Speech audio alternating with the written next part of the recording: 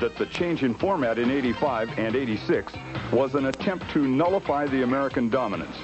It was felt by many that the European strength in the 125 class, combined with a break or two in the 250 and 500 classes, could possibly halt the U.S. win streak.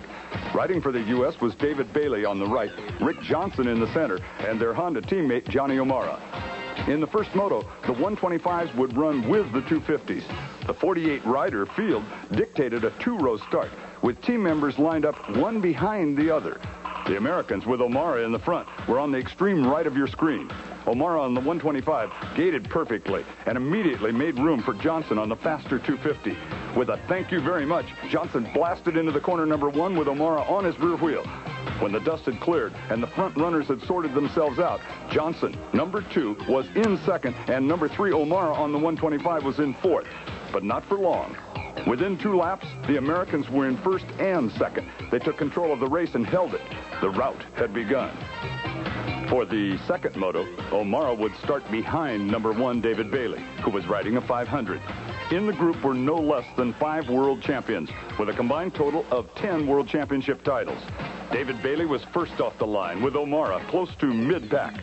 The 125s were no match for the powerful 500s, or were they? Bailey quickly opened up a big lead over the rest of the field. Behind him, though, a battle was shaping up. Number 42, David Thorpe, was in second, and number 10, George Jobet, in third. In fourth, and how he got there no one knows, was the O-Show in his 125. Finally, the pressure of the battle took its toll. Belgium's 2-time world champion Jobet went down. O'Mara sailed by into third. For the next several laps, O'Mara hounded Thorpe. With just 3 laps remaining, he passed the Englishman, and once again, American riders were in first and second. Bailey won the moto, but it was Johnny O'Mara on his little 125 that stole the show. The rout was well underway.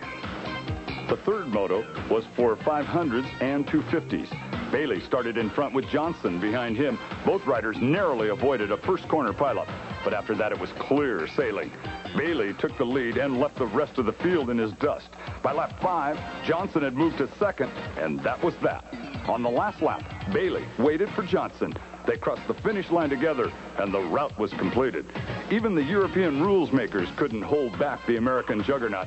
American dominance was stamped firmly on what had been in the past European domain.